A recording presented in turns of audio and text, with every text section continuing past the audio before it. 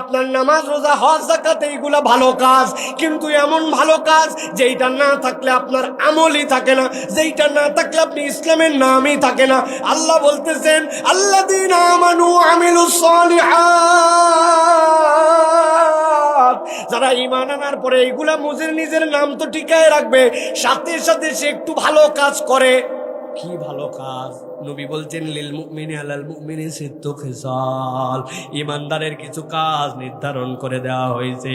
ভাই অসুস্থ হয়েছে, তারে দেখতে চলে গেছে, হাঁচি ফেলছে, আলহামদুলিল্লাহ শুনলে ইয়ারহামুকাল্লাহ বলছে।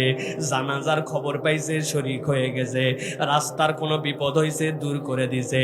কোনো ভাই দেখছে আটকায় গেছে, তার জন্য একটু কর্জে হাসানা দিয়ে দিছে।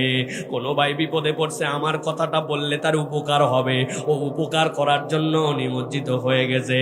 যুবকরা মিলে মসজিদের অজুখানা একদিন পরিষ্কার করে দিছে, মসজিদটাকে কেমনে সুন্দর করা যায় এইটার জন্য প্ল্যান প্রোগ্রাম করছে, রাস্তার পাশে গাছ লাগায় দিছে।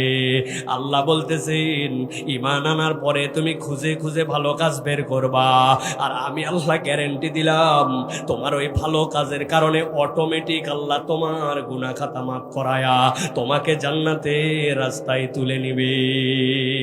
সুবহানাল্লাহ।